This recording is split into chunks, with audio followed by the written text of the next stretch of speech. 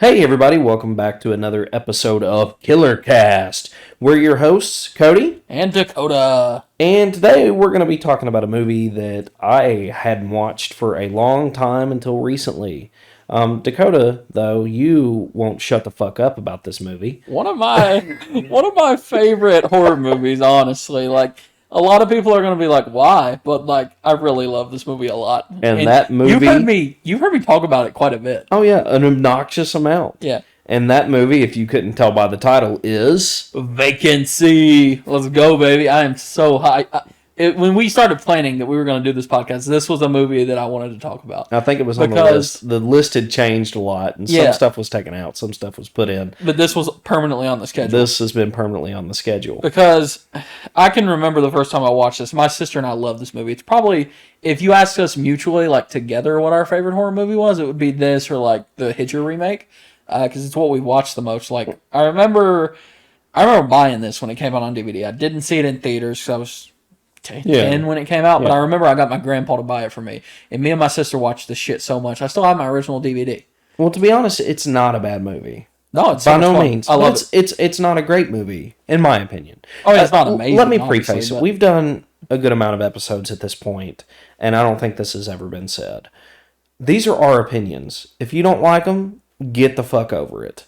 I feel like that needs to be said. Yeah, everyone has opinions. Exactly. Yeah. Opinions are like assholes. Some just taste better than others.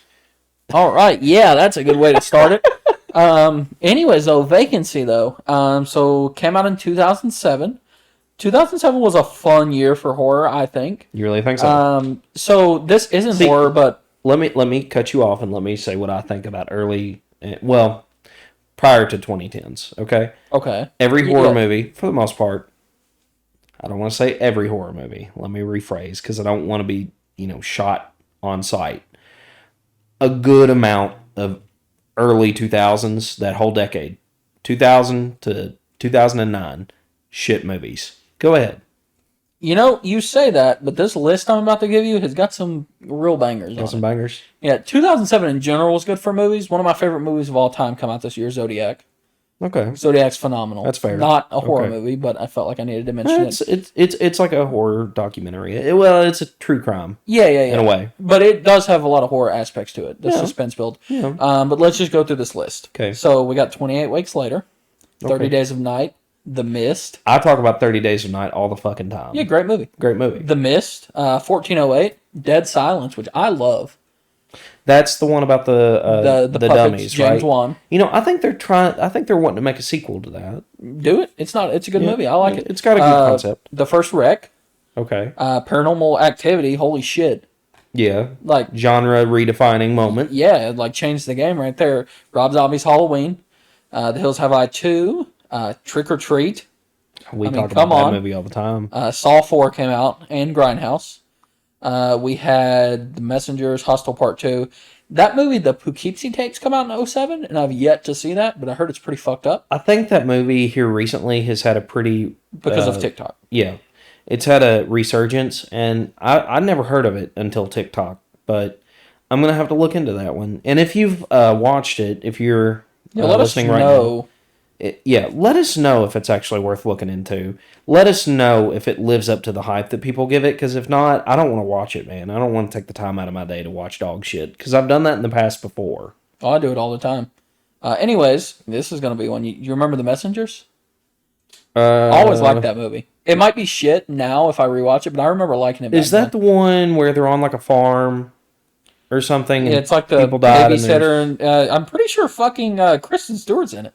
Dylan McDermott, I think. What the fuck, really? Yeah. It's got a weird cast. I gotta go back and watch it then. Also, like I was talking about earlier, the Hitcher remake came out.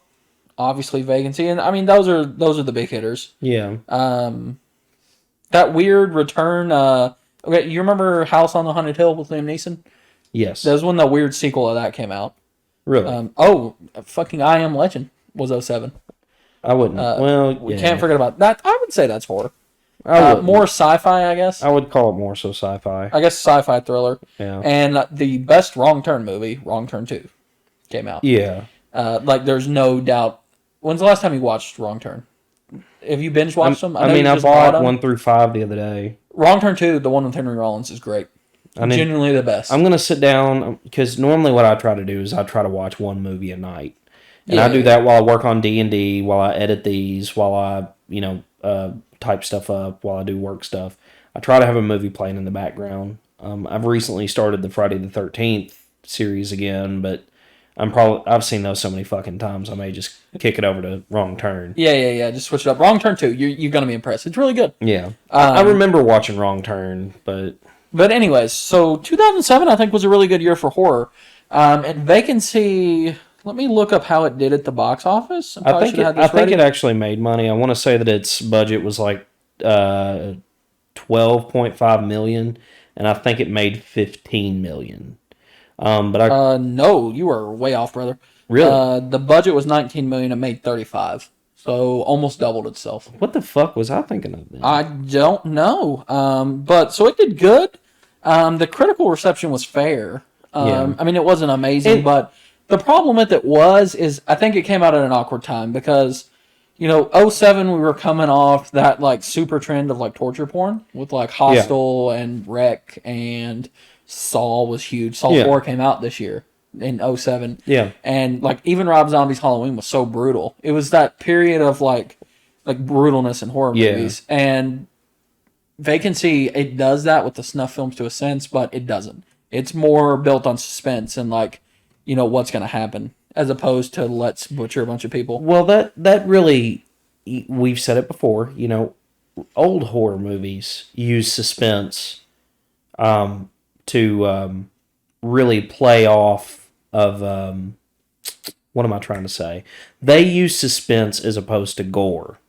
That's what I'm trying to say. Which I like. And I'm pretty certain the creators of this movie, of Vacancy, wanted to do something very similar to that. Oh, well, they took heavy inspiration from Psycho, obviously. I mean, yeah. That, like, suspense, like, there is, like, gore, but it's not gore. And arguably, I enjoy that more than I do gore, because with I do too. It depends. It depends. Like, if it's a known, like, serial killer that I'm expecting to, like, rip people apart, like, that's one thing. But if it's a movie about random people killing in a hotel, I don't need that. Well, what's interesting about this movie is it came out at a time where there was a lot of movies that were grounded in... sense of realism. A sense but of realism. But at the same time, there were so many that weren't. Yeah. Saw was prevalent, but then you have stuff like The Hitcher. Yeah. It's like, that could happen. It's centered in a level of realism. It's like, is this really going to happen? No. Could it happen? Hell yeah. Does it happen? Plays off... Well, I mean, that's a genuine fear of mine. I do not like motels. Like, I don't either. I would... You know what? I'll say it. I refuse to stay at motels. Oh, yeah. Hotels only. Well, and it's because of stuff like this, because it's that fear of, like, you're out in the middle of nowhere, and you stop at this thing, and there's no civilization for miles and miles. You could get butchered and never be heard of again. Well, here's the deal. You don't need to spend any less. If you spend any less than probably $120 on a hotel room a night, you're probably going to get bed bugs and die. Yeah. I would say 80. Well, you say that, but whenever I was in Florida this past August, you've heard this story. I had to go to the hospital because I had kidney stones, and I was staying on a private island. I got stranded inland because I had to go to the hospital, and I had no way to get back home. The cab driver who made me wait for 2 fucking hours, fuck you, cabbie service in Florida, he picked me up, and I said, just take me to the closest hotel. Took me to a Super 8. It was $85 for this crackhead hotel. And I had tourist prices. Huh? That's tourist prices. Exactly. And I had no choice but to pay it. Yeah.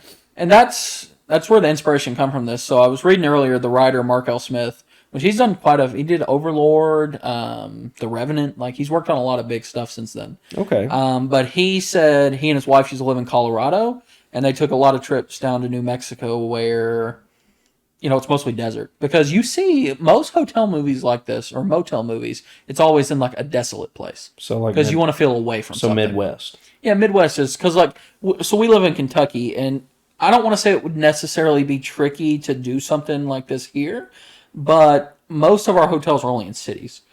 Yeah. In our, like, you go out in the country, like, there's nothing. You might see a Dollar General or a convenience store. You don't see, like, some scummy backwoods hotel that I've seen anyway. Yeah, I mean, they might be there, like, over, like, maybe in eastern Kentucky, but not that I know of. And even then, they're close enough to... You could run down the street to the Speedway and save your life. There's, like, an Arby's down the street. Run to it and get your beef and cheddar and run back. But anyways, when they would take those trips, they would always see these shitty motels, and they were like, you know, how do these stay in business? And that's how they came up with the idea of, they're staying in business because they're selling snuff films, killing their victims. And there's a money laundering scheme going on here. Yeah, exactly. But yeah, basically, it really plays on that fear, which is a thing for a lot of people. Yeah. So, without further ado, give us a quick rundown of like a synopsis of what this movie is to a degree. We've kind of touched on it, but to recap and do it collectively, what is the plot synopsis of this movie? So essentially we have this married couple. Their name is David and Amy Fox. We'll get to who they're played by later. Okay. But they are on their way back home from Amy's parents' anniversary party. And they are in the process of getting a divorce. They haven't told anyone because their son passed away. Right. Which you find out in the movie. And they're handling it in different ways. Because I think we talked about this in Freaky, about how people handle grief differently. Yeah. You know, she shuts down and she just doesn't want to talk about it. She wants to act like, you know, she loves her son and she misses him. But she thinks if she acts like he doesn't exist and she gets rid of that memory, that she won't have the pain anymore. Exactly. And David is... And that's not healthy. Yeah, it really is. And I like David a lot in this because he wants to remember his son, you know, for who he was. And like, yeah, that sucks he's gone, but, you know, we can't forget the great memories we had with him. Right. And there's this scene where at the beginning, she pulls down the, what do you call it? The mirror, I guess, in the car. And a picture falls out of her and him and the kid, whatever the kid's name is. It's just sad. Anyways, they're on their way home and they have car trouble. So they stop at this little gas station. And...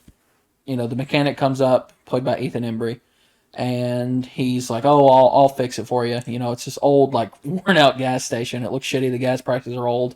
And he's like, yep, I got it for you. Here's a sparkler. Enjoy your time. They drive on down the road, and their car breaks down. So they're like, well, let's hike back to this motel and see what happens. And, you know, they stay there, and they get to their room, and chaos ensues. You know, they see these videotapes because David's watching TV, and they're snuff films, and he's like, oh, well, you know, you could at least give us some porn. And he starts to realize that it's, you know...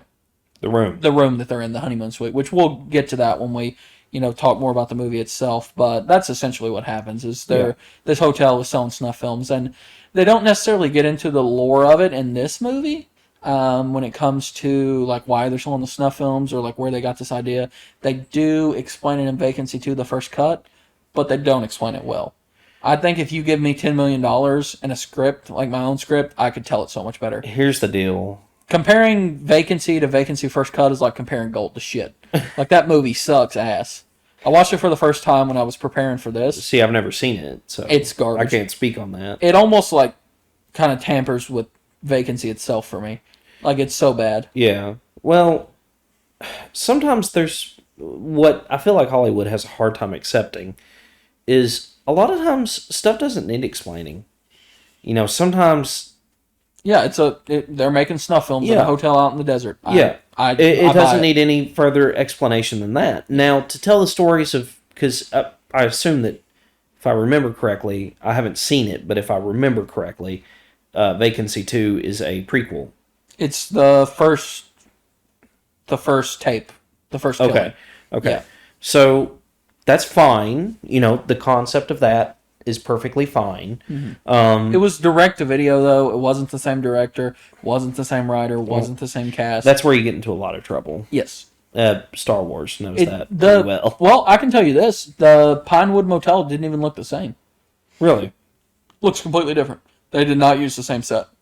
And it only came out 2 years after. Now, see, which is crazy to me. That's where you get a... because it was commercially successful, and then you come out with a direct-to-DVD sequel. Like, I get that's a very 2000s thing to do, but that's crazy to me. Cash grab. That's all it was a cash grab. I guess. I mean, they got my $4.99 from FYE when I bought it. Like, used copy, but... anyway, so let's talk about the director and the cast for a bit. Yeah. Because this has a really good cast. Unlike some of the other episodes we've done. Kate Beckon. I don't know how do you say her name. So first off, let's start with the director. His name is Nimrod Antel. I think he was born in the States, but he's part Hungarian. Yeah. So he's a total Nimrod. Well, no. We might be pronouncing that name incorrectly, and if I guess it could be different because it's got this English, it's got some or whatever, umlaut or whatever. We're dumb hicks from Kentucky. Yeah.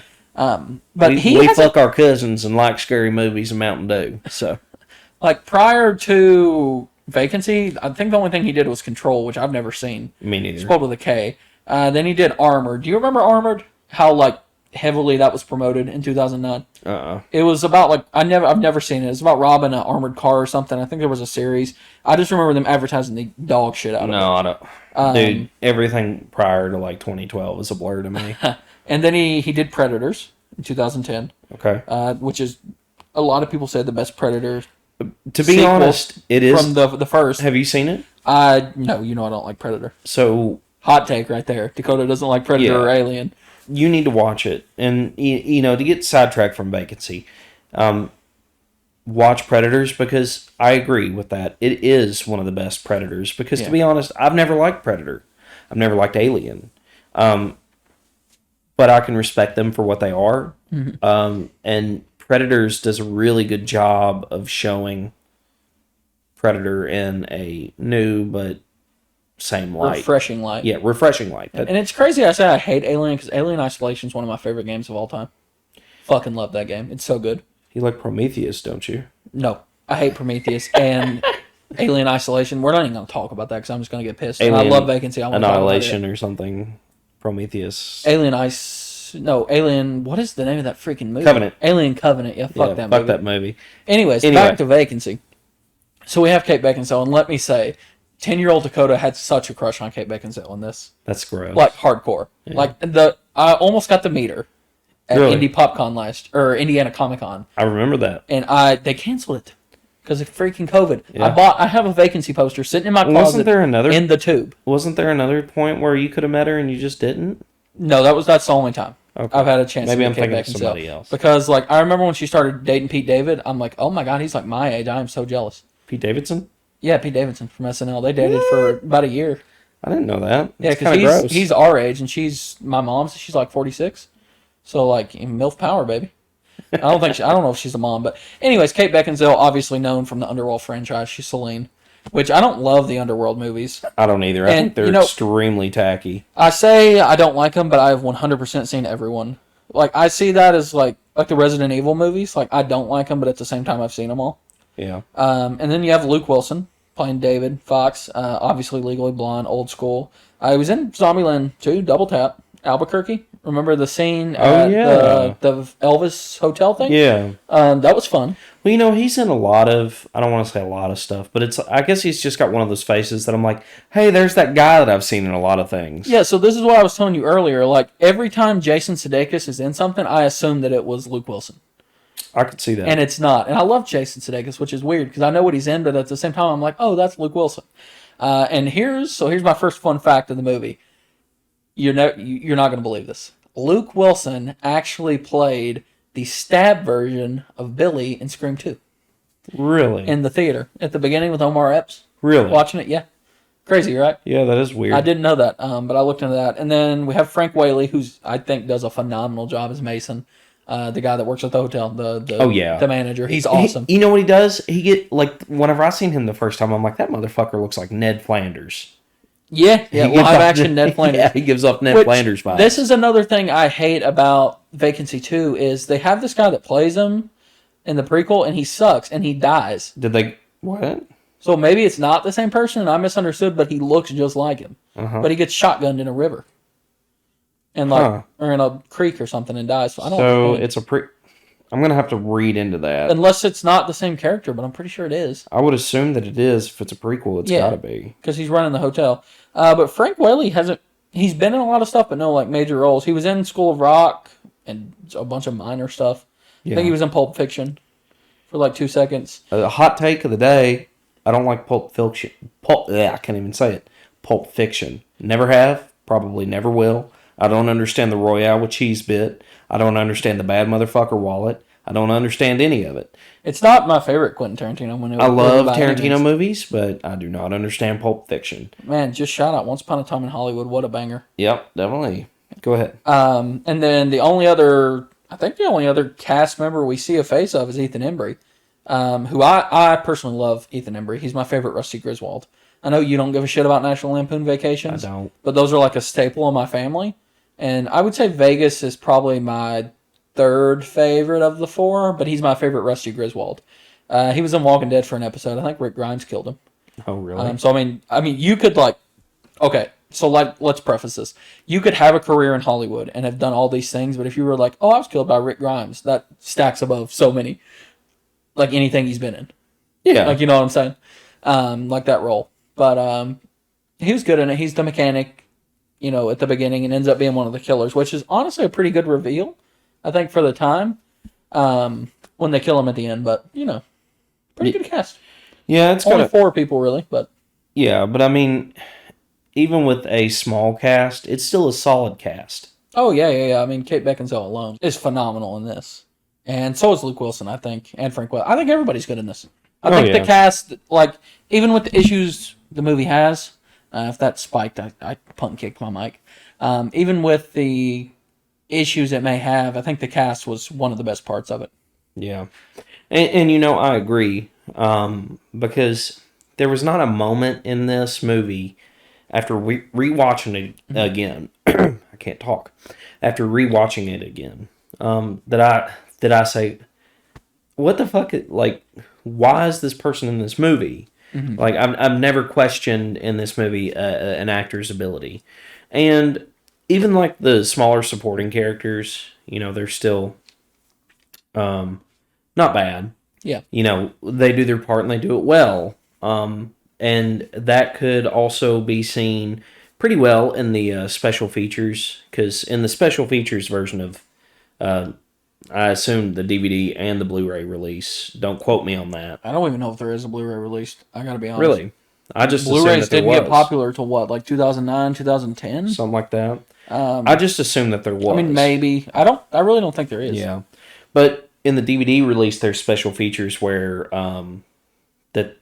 because obviously they did snuff films, so they had to record snuff films, and they recorded different ones, and they recorded them from start to finish. And in the special features, you get to see... There is? Okay. You get to see the full versions, for the most part, of these other snuff films. Some of them are in the movie, some of them aren't. And... I believe these were filmed first day. It wouldn't surprise me. Yeah. This was like the first thing they shot. Because they shot it on location, obviously. They built the hotel for this. Mm-hmm. This wasn't a pre-existing motel, because if it was, I would go stay at it. Yeah. Just for the clout, but... And to a degree, these snuff films did look kind of real. I mean, in a way. Yeah, they're kind of, like, awkward to watch. Yeah, because you're just like, oh. It's kind of uncomfortable. Yeah, a little Especially the guy that gets hung. Yeah. His eyes are bulging out. Yeah, it really makes you think. They pushed it on that one. Yeah, because his face was, like, purpley red. Yeah. And it's like, holy shit, are they really choking this guy? Yeah. It's like, is this guy dying? Is Ethan Embry killing this guy? Did they really kill this motherfucker? Shit. Yeah. So, this movie is a good watch. I do have a lot of problems with it. I don't think it's like super good. I don't think it deserves a huge amount of the praise that it gets. I don't think it gets a lot of praise. No one remembers this movie. I think a good amount of people do, and the community do, to a degree. I just don't hear a lot of it, except from me. I've never had someone like mutually agree with me how much I love Vacancy. You really think so? I mean, yeah. I've always remembered this movie. Yeah, I've literally never talked to anyone about it, except for you. I feel like it flies under the radar. Yeah. And also, like we said, 2007 was a big year, so... Yeah. A lot of shit was coming out. Well, the early 2000s was a time of experiment. Mm-hmm. There was a lot of genre change. I mean, we literally talked about Paranormal Activity, how game-changing that was. Yeah, there was a lot of changes during the early 2000s. Because, well, I don't want to say universally, that's stupid. Usually you get a somewhat of a shift every couple of years. A movie will come out that is genre defining, and you'll have movies for a couple of years after that, or same year. This 2007 was a transition year. This is when we were going from torture porn to paranormal found footage films. Yeah, and that paranormal lasted for a while. Yeah, it's still kind of going on. And it's still kind of going on. Zombies really took hold in 2009 with the popularity of Walking Dead and Zombieland in the same year. Yeah, but what I'm trying to say is there's a shift, and it seems like the early 2000s had a lot of, we don't know what the fuck we're doing. We're just spitballing at this point. Because that come off the heels of the 90s. Yeah. Which, I'll say it, I believe the 1990s is the worst year for horror ever. I agree. 100%. Can I name a single 90s horror? Scream. That's the only ones. I think that's about it. Yeah. I really don't know. Well, you look at what 90s did to the Halloween series. Yeah, it fucking ruined it. Same with Friday the 13th. Well, I feel like the 90s was trying to come up in an era where they were trying to bounce off the 80s and did it horribly. I'm ashamed to have been born in the 90s. Well, it was for another decade. You know, the 80s was where horror blossomed. It was defined. And where it flourished and defined. And, 10 years later, you have a whole nother generation of viewers. And there's a lot of differences between me and my brother.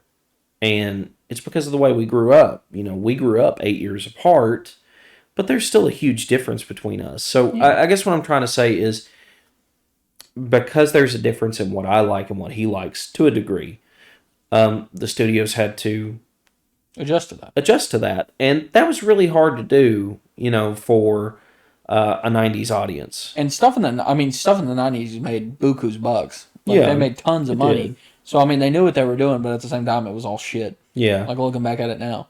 I cannot think of a movie right off the top of my head. If I had a list in front of me of movies from the 90s, I could probably list off a few things. Yeah, Scream is the only one that jumps out. Yeah, that's the only one that I can think of off the top of my head. I don't know why we sit here and we talk shit, but what about was Tales from the Crypt in the 90s?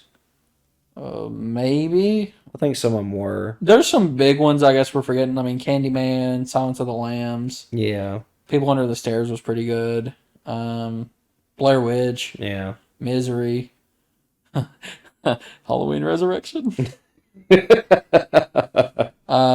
guess the Tremors, if you like Tremors. Yeah, I like Tremors. So there's so much dog shit. Okay, so here's the deal. There's a lot, but there's not a lot to write home about. Idle Hands, baby. Idle Hands, yeah. So I guess what we're trying to say is a lot of teen slashers. Yeah, a lot of teen slashers, and it felt like the 2000s was really trying to find itself again. And to be honest, I think that horror is just now, within probably the last, 5 to 6 years, has finally started to find its footing again. Granted, I agree. A lot of good things has come out, but nothing to really be like, holy shit, this is the best movie of all time. By no means Vacancy is that. But no. But it was a good addition. And do you have anything else to say about it in regards to cast, crew, budget? No, quick facts? No, let's move on to the location. I want to talk about the location. I really like the way this movie looks. It really has a nice, creepy motel aesthetic, I think. Yeah. The way it's set up, I'd prefer it over Bates Motel. I'll say it. Okay. I think the Pinewood looks better than the Bates.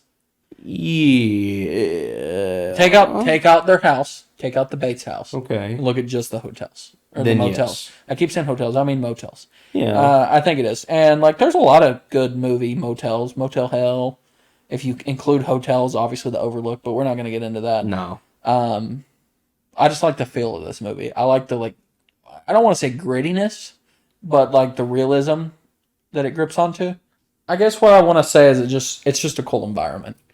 Also, not to get off topic, but let me correct myself from earlier. So, Vacancy 2, the first cut, that's not the same character. That guy's name, he's played by David Moscow. His name is Gordon. And they happen to look just alike and act the same, but they're two completely different characters. Are they brothers? Don't think so. If they are, it doesn't say. And then, so Scott G. Anderson plays a guy named Smith, who is the main serial killer, who is one of the secondary killers with Ethan Embry. in Vacancy, the original. Okay. So I guess he's one of the characters, but he was like the one that started the snuff films happening in Vacancy too. So you're telling me in 4 years or 3 years, I think it was 04 to 07 when the murders happened. You're telling me in that short amount of time they hired this new manager and got him in on all this? Like, I call bullshit. Yeah, that Like, seems a little sketchy to me. Well, I mean, it's a sequel that most people probably don't even know it exists anyway. Yeah. And probably for good reason. Yeah, it shouldn't have happened. Yeah. Anyways, but yeah. So the setting is amazing. Yeah. We've established that. The characters we've touched on them a little bit. So we've touched on the trauma that was them losing their son. Yeah, I think, and the emotional kind of standstill that they're in as a couple, that would take a toll on anybody. You know. Yeah. So a death of a child, it either brings you together or tears you apart. Yeah. It's pretty cut dry, and I think it does both for them because, like, yeah, it does tear them apart, but they have the shared trauma and they go through so much shit together that it brings them back together. Yeah. And Kate Beckinsale has this line where she's like, well, we can just say this is our one last adventure together.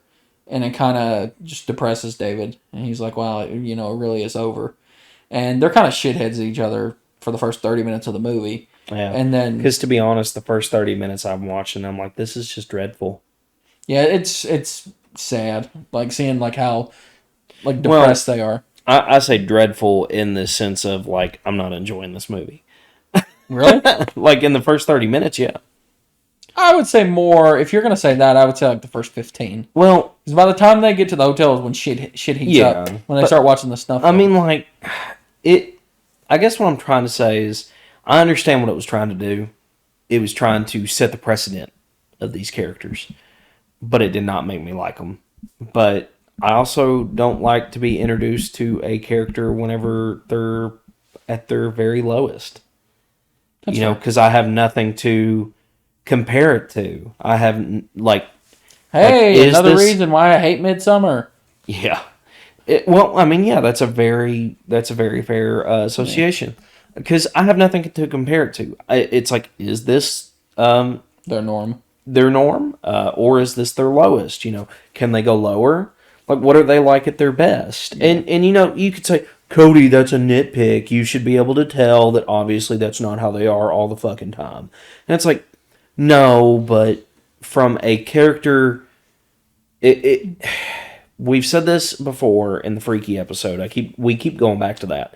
But what's very important in slasher movies is likable characters.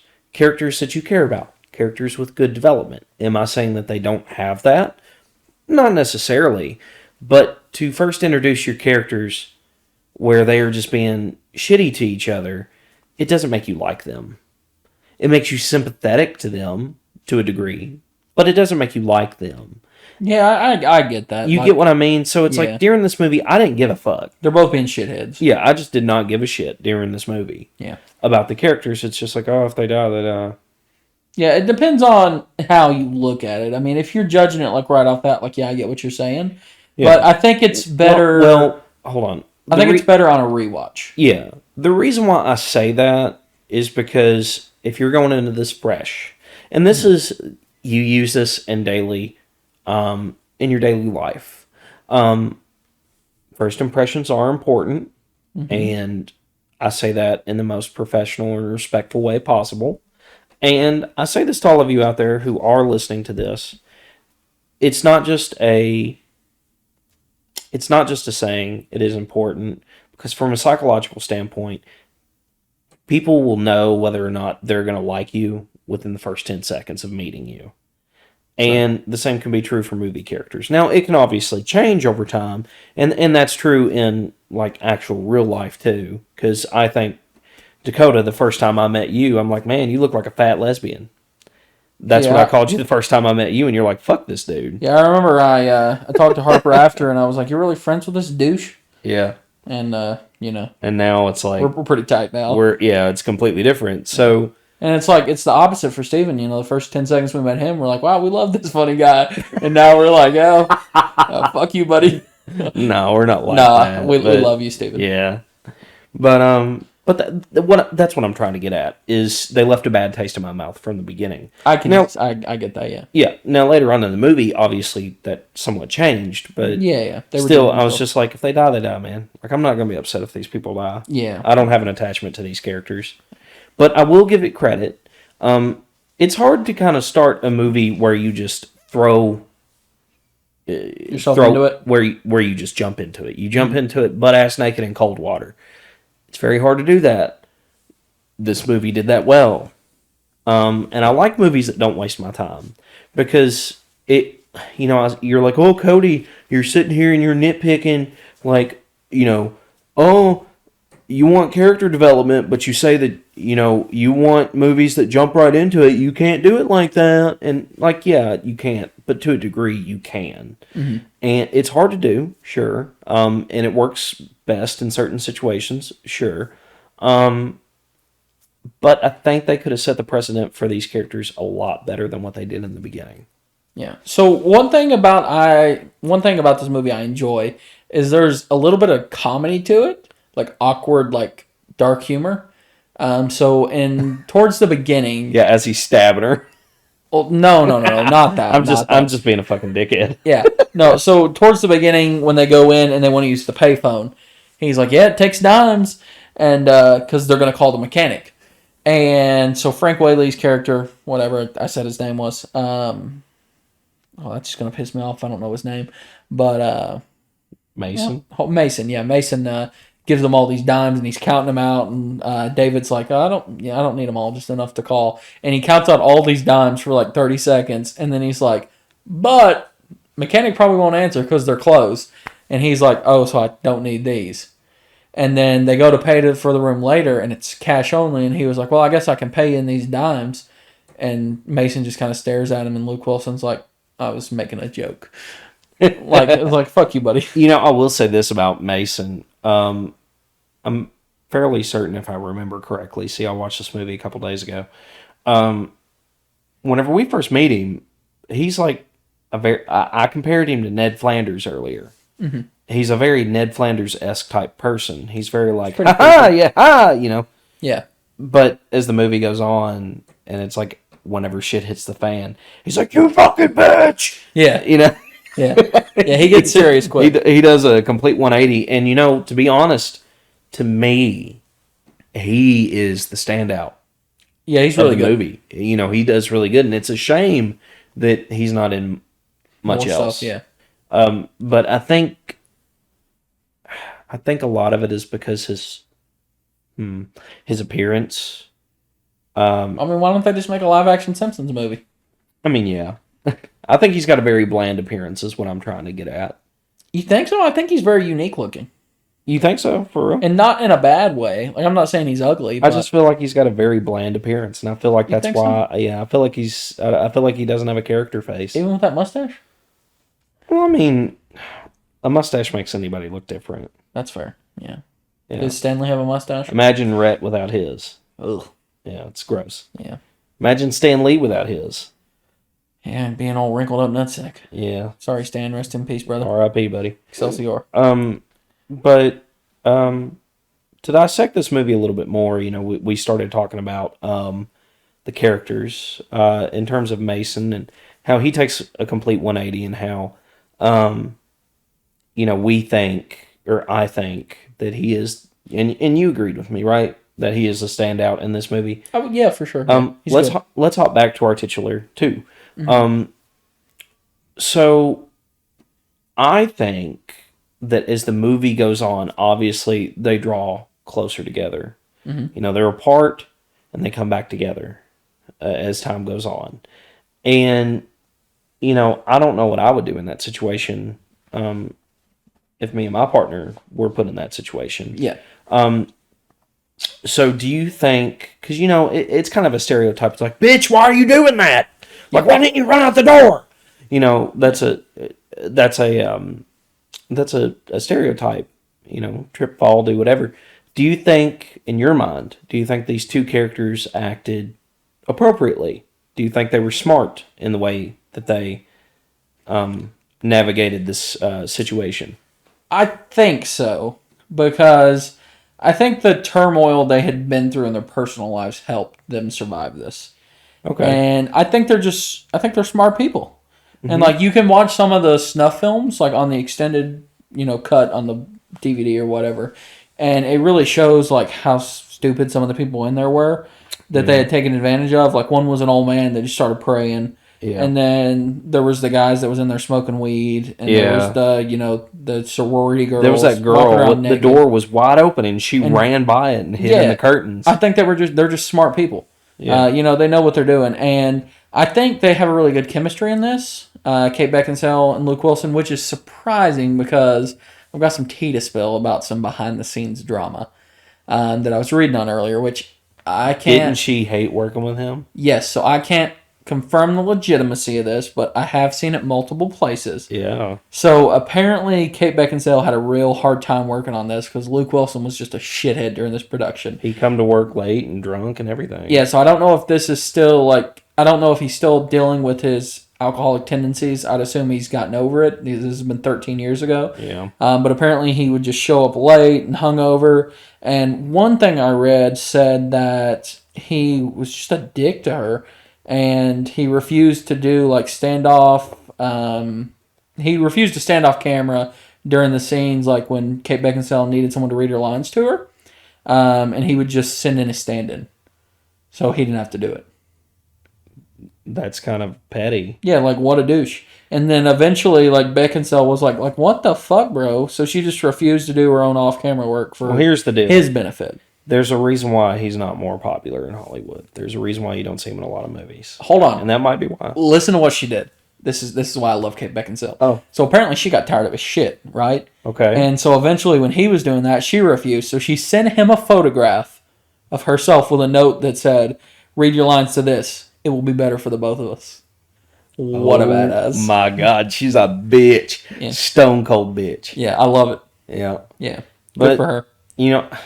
I can understand negative working relationships. I deal with that every fucking day at my job. Yeah, which this is the first time I've heard anything bad about Luke Wilson, and I don't know if maybe that's just how he is at work. I read this other interview, which I don't know if this is true, but it's some random guy that said he met Luke Wilson at a bar, and they went golfing the next day and just had a hell of a time. Really? And now they're close friends. Just some random guy. He was in North Carolina or something. Really? So, maybe... I think this was in 2012, so maybe their friend, he's better now. He doesn't have as many alcohol issues. Well, I don't necessarily... we sit here and we talk about it. I don't necessarily like, basing a person's... my perception of them off of what other people say on the internet. Yeah. Because you don't know the legitimacy of it. Oh, it could all be fake bullshit. Yeah. Yeah. And I've never met Luke Wilson. I haven't hung out with him. He could be a nice guy. Yeah, we met Bruce Campbell, and he was a teetotal asshole. Yeah, but then the rest of America says he's a sweetheart. Yeah. So I was like, I'll give him a second chance. And I just haven't... we haven't gotten the opportunity. Well, we've had a few, but we just haven't taken the initiative to do it. Mm-hmm. But anyway, so we think these characters are smart. Do we think these characters are strong in a way, both emotionally and physically? Strong enough to make it through this believably, that this movie is not too far out there. Because I don't like characters who are, I think the term is Mary Sue's, meaning they're just God at everything. No, I don't think they are. And they have a lot. He gets fucking stabbed and almost dies. That's true. Because he makes a mistake. Yeah. Because, so, he is smart. He watches the snuff films, and he's quick to realize, hey, this is the room we're in. And he catches onto the cameras, and, they find the tunnels underneath the bathroom. They figure that out. Yeah. And they almost get away. And that's what I love about this movie. It's one of my favorite things, is there's so many different times. I would compare it to wrestling, something called a near fall, where you almost get the pin, and it builds up your suspense. You think the match is over.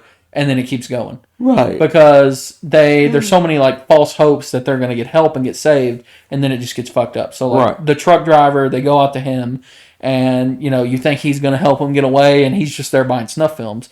He's going to buy their tapes on his next trip through, And then the police officer comes, and he gets killed. What type of psycho do you have to be to buy a fucking snuff film on the roadside? From a motel in New Mexico, or wherever it is. And you're a trucker. Yeah. Truckers have such a bad portrayal Yeah, it says, like, they shit on truckers in horror. Yeah. Like Joyride and Joyride's a good Hitcher, movie. like, I'd whatever. love to cover that. I like Joyride, yeah. Yeah, I do too. Rest in peace, Paul Walker. Candy cane. Yeah. Steve Zahn actually lives in Lexington. You're full of shit. I swear to God. They always see he was downtown marching in some colonial outfit. I remember that. Yeah. Yes. Yeah, I remember when they... Yeah, that's crazy. Because I love Daddy Daycare. Yeah, me too. Anyways, but it builds on that like false sense of hope, and then especially you think they're going to escape, and then Luke Wilson gets stabbed. David gets stabbed, and you're like, oh shit, he's dead. And luckily he survives at the end, and they live I really thought I really thought he was going to die. I did too. That final act was really good when she was hiding upstairs, and you're like, oh, okay, maybe she can get away. And then she has that showdown with Mason, which I think is really good. The fight they have. So that whole last act, I thought she was going to die. Where she drives her car through the hotel. That was practical. Yeah, exactly. Yeah, they really rammed it to the set. Yeah, ain't that crazy? Obviously, Kate Beckinsale didn't do it, but like that's badass. I'd want to. Maybe she did. If I was her in that situation, I'd be like, no fucking stunt doubles. I'm doing this shit. Yeah, like they did it on Fear Factor. She can do it on here. Exactly. Like, we have no confirmation that she did it, but hell, she could have. I mean, she did her stunts in Underworld, so. But yeah, that whole last act is great. And that, I mean, obviously with storytelling, you have your climax, which I guess would have technically have been... we have your rising action. Yeah. Which is the work up, the thumping on the door, the turn the lights off, all that shit. Your the climax... The first chase to the parking lot where she drops her phone. Would have been your rising action. The rising action.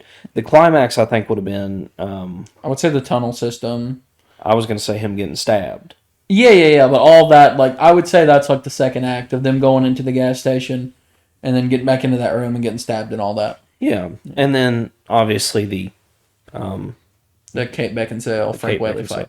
Yeah, that's where it gets crazy. Which is arguably the best part of the movie, I would say. And watching these guys die is very... they get killed very well, I think. Yeah, it's not like... You kidding me? Yeah, so before we get to that, there's one shot when he's in the phone booth and he jumps out and they ram it. That shit. That happens, right? The phone booth thing? Yeah. Yeah, because they run it up. He runs it over. And, like, the car flies through the glass and everything. I think that looks super cool. Yeah, a lot. There was a lot of stuff that... because I'm pretty sure that was practical and it wasn't CG. Oh, I mean, they just destroyed that phone booth. I mean, that's easy to do. How does not Ethan Embry die? What do you mean? Scott Anderson, the other guy. How does he get killed? Ethan Embry gets pinned with the car when they fly through. When Kate Beckinsale drives the car through the motel. Yeah. She pins him up against the wall and he pulls his mask on. It's like, oh shit, that's the mechanic that gave me the sparkler. And he dies from getting pinned against the wall. How does Scott G. Anderson die? The other killer. I'm pretty sure he just gets ran over. He just get ran over? Yeah, I'm pretty sure. She just runs his ass over and then she pins Ethan Embry to the wall. Yeah. Okay. I'm pretty sure that's how that happens. Yeah. Okay, that's what I thought. I just couldn't remember. That, like, one specific thing. But yeah, I thought that was really good, how she killed Ethan Embry. Yeah. I like that a lot. I mean, it was very well and it was very satisfying. It was kind of gory. Mm-hmm. And really made you believe that Kate Beckinsale's character was going to get out of this. Oh, yeah. Like, one way or another. Yeah, there at that last little bit, she became very strong. She becomes a badass. Oh, yeah, she becomes a badass. And, as depressed as she is and upset she is about the loss of her child, she realizes, like, you know what? I got to survive. Yeah, she's like, to save myself and my husband. Yeah, fight or flight. Let's do this. Yeah, because she's seen that he was still alive at this point. No. She hadn't? No, she thought he was dead. Okay. She doesn't realize that he is alive until after she kills Frank Whaley. Oh. Well, I thought she had already seen that he was alive. Mm-hmm. Well, either way, her mindset was, I've got to get out of this. Yeah. And, she kills them, and then she runs away. Mm-hmm. And she goes to the office. And Mason, Frank Whaley's character, sees his partners. He's got that fucking phone cord wrapped around his hand. Yeah. Like he's ready. Because she starts to call the police. Yeah, and they get the dispatch. The phones don't work in this place, but he carries the phone cord with him. So they don't. So they can't. Yeah. And she actually gets back to the office. That's a good point about the phones. So they have the payphone routed to the front desk. Because, David calls and he's like, oh, David. And he's like, how'd you know my name? and it's Mason talking on it. Mm-hmm. So I think that's cool. Like, yeah, it's got this eerie feeling that if they're fucking with him that much. Yeah, and not only that, but I feel like this movie is very well thought out in terms of if this was really happening and these people had done this enough times, they would have almost perfected it to where there would be no chance of this happening. Yeah. Then you get those two people that just wreck your have shit. that will to survive, and you're fucked. But she gets into his office, and she tries to call, but he's got the cord. No, actually, I think she does call. And then he comes in and hits her. Well, are you sure? Because that's when he unplugs it and wraps it around his hand. You're right. He gets out the dispatch. You're right. Yes, yeah. I'm remembering this all fuzzy because I watched it a couple of days ago, and then immediately after that, I watched 2 other movies. Yeah, it happens. So yeah, but anyway, she gets out. He beats the shit out of her, and there's a struggle, and she actually gets a gun. That's alluded to. Yeah. Earlier in the movie, when David goes up to complain about the guy beating on his door, he's like, and you should probably bring one of those guns if they work. And he's like, oh, that's just for show. Mm-hmm. But it actually, yeah, they're working revolvers. Exactly. And she fires, like, I can't remember how many shots. But she goes Dr. Loomis on this guy. She unloaded this revolver into him. Full clip, yeah. Yeah, and he lays there dead. Dying, bleeding out. Because there's like a close-up of his face, and he's like... Yeah, because I expected it to take like that cheap trope of the killer always comes back for seconds. Yeah. One last scare, he's dead. Nah. He's dead as fuck. Exactly. Which I like, because it's realistic. If you get shot with a clip of 6 bullets, you're dead. Well, it's his death is very satisfying too. Mm-hmm.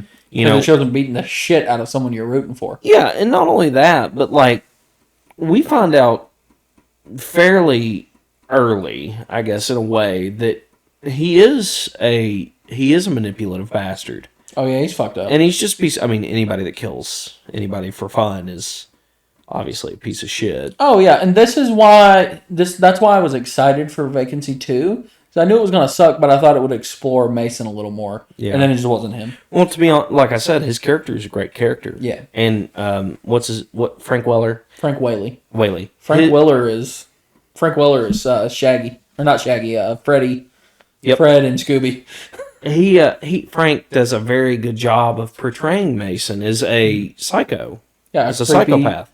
A creepy, perverted, sadistic motel manager out in the middle of nowhere that kills people for money. And it would have been cool to see, like, the heroes in this one. Fuck it. I don't want to know more about them. I don't care about them. I want some, like, background to this fucker. I want more about the villain. Yeah. And that's what makes horror movies great. We've said this over and over and over.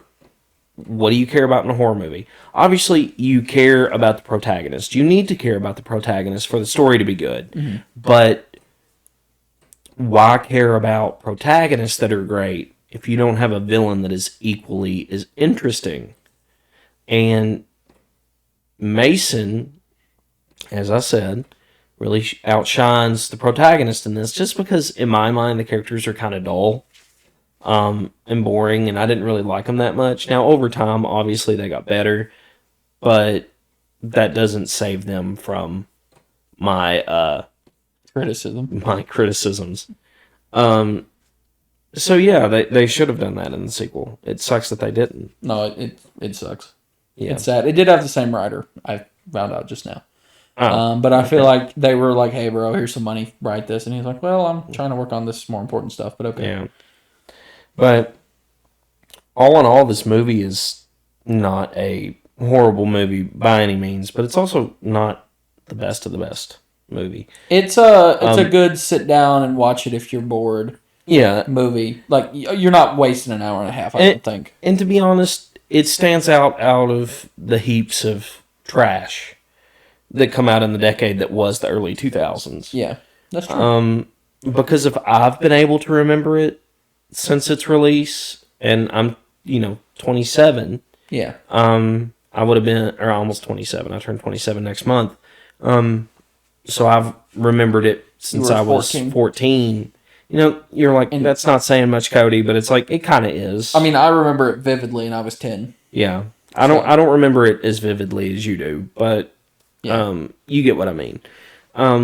If it stands out, because I don't like early 2000s movies, so if it stands out to me, that means something.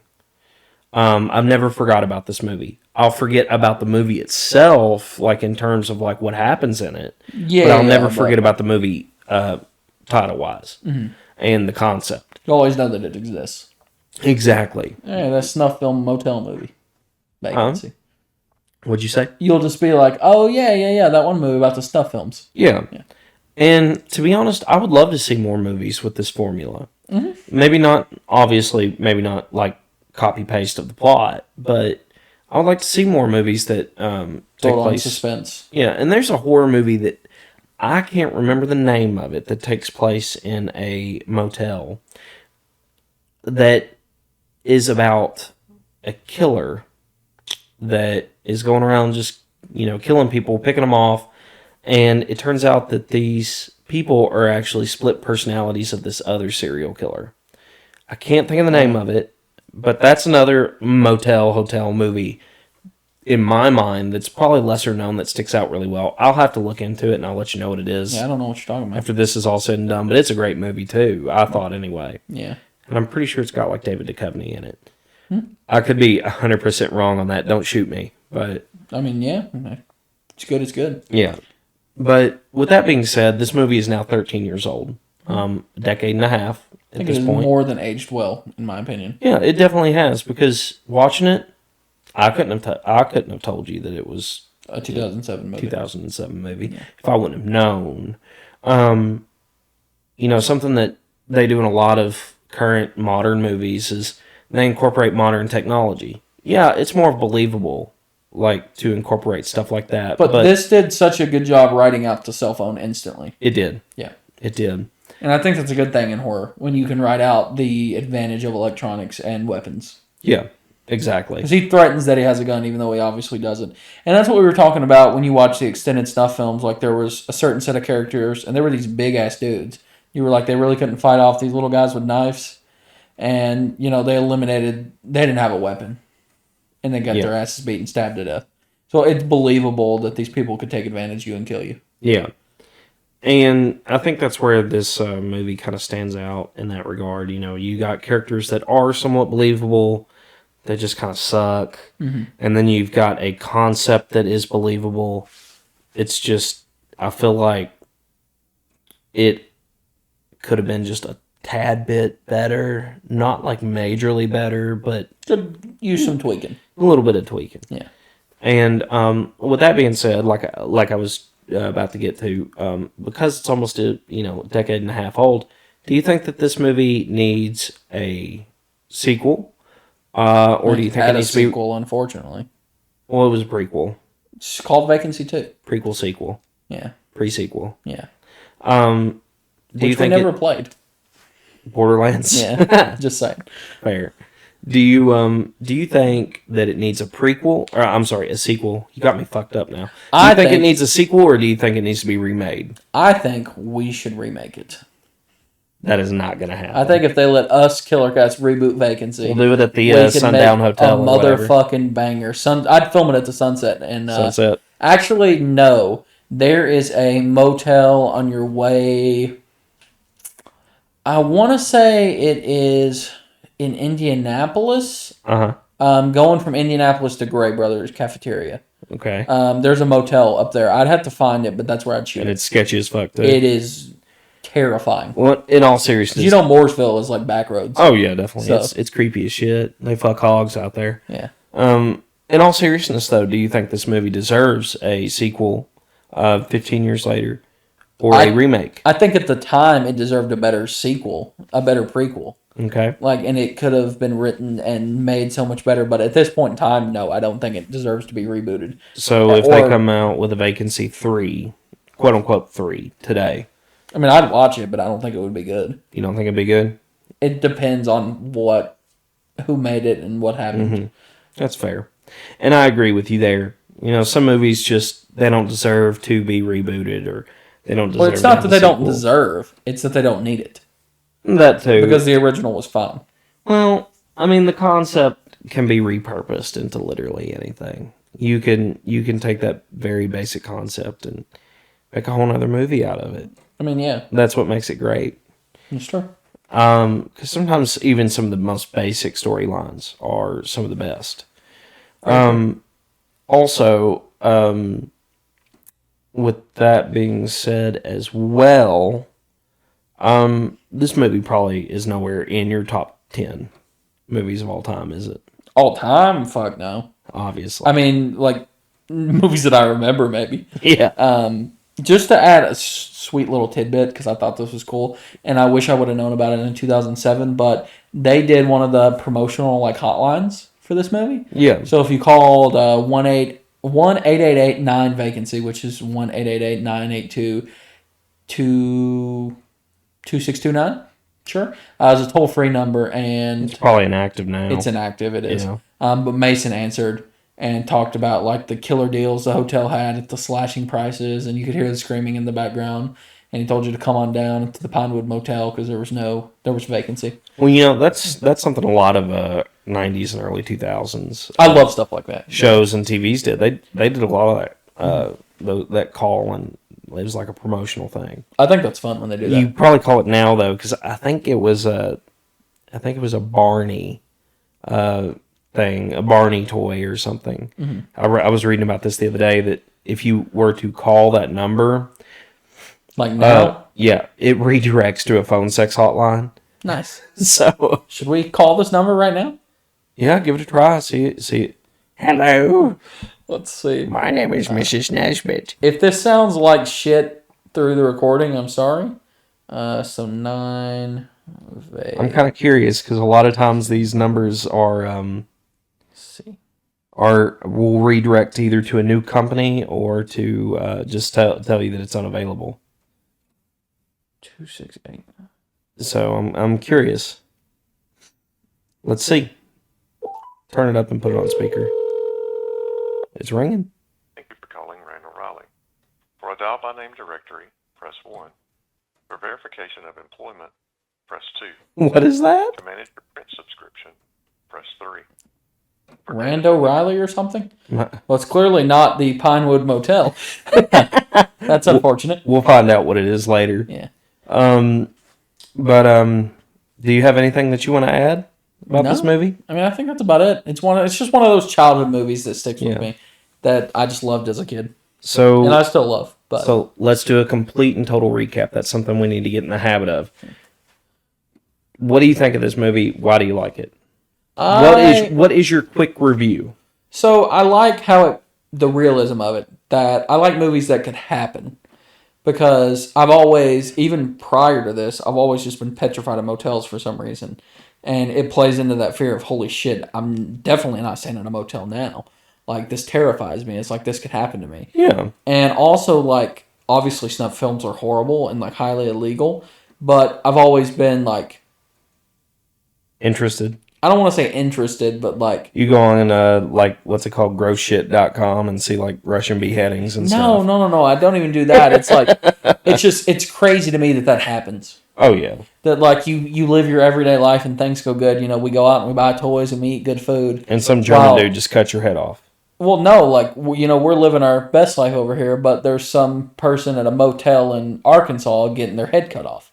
Like, it's crazy to think that's... the level of it could literally be happening right now. Yeah. Like, and it's terrifying to a sense. Yeah. We hope that it's not, but... Yeah, like, hope to God that's not happening. Also, I love Kate Beckinsale, so, I mean, there's that. But, I just enjoy it. So, any fair criticisms? I mean, yeah, it has its problem. Like you said, like, it labels them as shitheads, like, right off the bat. How you want to feel sympathy because they lost their child, but at the same time, like, stop being dicks. Okay. But yeah, Frank Whaley, though, is the star, the MVP of this movie. And I think the fact that they made Vacancy 2 and it was as bad as it was takes part of me out of Vacancy and makes me dislike it a bit. Okay. So I wish I would have never watched Vacancy 2. Okay. Because it makes me think things about Vacancy that I shouldn't be thinking. That's because fair. Vacancy was good without it, and then that just made it seem a little worse. Sometimes stuff just doesn't need sequels. Yeah, amen, brother. Doesn't need explaining. Yeah. Me personally, in regards to this movie, my quick review on it is, it's not bad. It's not good. Is it super memorable? No. Is the concept of it memorable? Yes. I think the concept of it is more memorable than the movie itself. Yeah. And is that why I remember it all these years later? Of course it is. So, long story short, if you like movies grounded in realism... It's a very suspenseful movie. To a degree, yeah. Suspenseful, because that's what they were going for. Go watch this movie. Give it a try. It's another one of those $4.99 half-price books movies. Yeah, but don't, for the love of God, don't jump into this movie and think, this is going to be the best movie. This is going to be a great movie. Because it's not. Is it a bad movie? No. Is it a good movie? It's No. a fun watch. Yeah, it's a fun watch. There's all kinds of horror movies like that are like, oh, I don't have anything to do on Friday night because I'm alone, or I got an hour and a half to waste. It's on TV. I guess I'll watch it. There's nothing else on. Yeah, but you don't actively go look for it. We did. Yeah, Vacancy. I could name a few movies that are like this for me. Vacancy, Disturbia is a big one. Good. I love Disturbia, but it's not as good as I. You ever seen Stepfather? Yes, Stepfather's one. Yeah. There's all kinds of shit like this. The Hitcher that I've talked about 4 or 5 times in this. Yep. There's a lot of those horror movies that I can just sit back and just watch on repeat because why not? Yeah. And Vacancy's one of them. Yeah, and I get that. So, with that being said, what would you rate this? It's time for the rating. Oh my god. Yeah. So I guess I'm a little biased because I've got a hell of a history with this movie, but I try and be as unbiased as possible and just look at it from a broad picture. So I've had some controversial ratings at this point. You gonna tell me like a 4 or some shit, ain't you? No. I'm gonna give it a 3. Okay. And I realize that may seem high because, at some point down the line I might give something good a 2. But that's fair. That's your opinion. Yeah, like we said, opinions are opinions, and if you don't like it, fuck off. Like, I have a history with this movie, so I'm at least gonna give it a 3. Yeah. And it's just because I enjoy it. I like the actors. I like the setting. I like the overall suspense and real feel to it, and I just enjoy myself. I could watch it right now and not have wasted my time. I feel that, and I gotta agree with you. Me personally, I'm gonna give it a 2. It's a good old 5. What is that? A C? It's less. That's not a passing grade, big dog. A 5 out of 10? Is that a fail? That's a 50%. Yeah. Damn it. So the reason why I'm gonna give it a 2 is for the reasons I've listed. I mean, you've heard me repeat them. What has it done good? Setting is good. It's grounded in realism. It's got a good villain. Are the characters good? Not really. They're kind of boring. And that really draws me away from it, because if I can't care about characters who the film obviously wants me to care about, why give a shit? That's fair. Why spend your time wanting them to survive? Yeah. Not only that, but it just seems very, while it be grounded in realism, it just seems so, I don't know the word I'm trying to use. So very bland. That's fair. While it be interesting, it's still bland at the same time. And there's a couple of choices in the movie that I just feel like why didn't they just fucking run away? That's fair. Yeah. But the villain of this is the standout, and it's the only thing keeping me from giving it a 1. Ouch. And, that might sound rough. It's just, this is a movie that I will say is good, but I won't say it's great. And the reason why I give it a 2 is, to me, a 2 is watch it or you don't. You're not missing anything if you do. That's fair. Or if you don't. A 1 is, don't watch this garbage, you're wasting your time. Yeah. So a 2 for me is watch it or you don't, you're not missing much. And that's how I feel about Vacancy. Watch it or you don't. Mm-hmm. So, is there anything else you want to add before we go through our closing remarks? No, I think that's it. You're pretty if you come across it on TNT or, find it at Goodwill for a buck, buy it and give it a watch. Find it at Half Price Books or wherever. I think you found my copy for it's $3. Yeah. It's worth a $3 pickup. Mm-hmm. But, so, guys, just a heads up, go follow us on Instagram if you can. KillerCast Official. KillerCast Official, yeah. We're on TikTok, apparently. Yeah, I make TikToks. I'm not up to times with that shit, but Cody's got that on lock. I make TikToks where I do the Instagram. Yeah, I do quick movie reviews on there, and I give a little more information. Sometimes I do them about the movies that we will cover the week prior, or I'm sorry, the week after I post them. Mm-hmm. And you can also listen to this on all other platforms. It's all on our link tree. It's all on our link tree, which you can access through the Instagram's website bio thing that they got going on. So be sure to check that out. We'd appreciate your support. We are just starting out, so it would be great to hear from you all. If anybody wants to give some recommendations on movies, we do obviously have a good schedule of what we want to cover, but we want to hear what you want. Yeah, if you want us to review, give me a random ass horror movie. The Brain. Yeah. If you want us to review that, or you want us to talk about not Chopping Mall, we're going to talk about Chopping Mall. But if you're like, hey, I'm a weirdo and I like Virus. Yeah. Whatever, it doesn't matter. If you want to hear it, just comment and we'll probably make an episode. I don't even care if you're the only fucking person in the comment section saying we want this. I'll give it to you, bro. Yeah, if you're the only person that wants to see, I still know what you did last summer. Like, I'll talk about Jack Black for an hour. I don't give a shit. If you want me to power through one of the Puppet Master movies, fuck it. I'll do it. Yeah, it's whatever. We're here for you guys. Yeah. We're still trying to think of a name for the audience. We wanted to say cast members because KillerCast, and we're like, well, Disney will probably sue us if we ever, like, get semi-successful and make merch based off of that. Then we thought about meat bags. And then we were like, damn, we don't want to call these people meat bags. Like, that's shitty. But at the same time, it's kind of funny. But we're still working on that. Yeah. And maybe by the time this episode comes out, we will have come up with something, but we'll fill you in eventually. Yeah. But yeah, it's been KillerCast episode on Vacancy. Good times. Might go home and watch it again because, fuck it, why not? It's either that or The Office. So. Yeah, I think I'd rather watch The Office. Even like season 8 and 9? Yeah. Without question. Like Nelly heavy episodes? Yeah, without question. Man, they really deserved your 2. That's rough. Well, this has been Cody. And Dakota. Be sure to be kind and rewind. Thank you.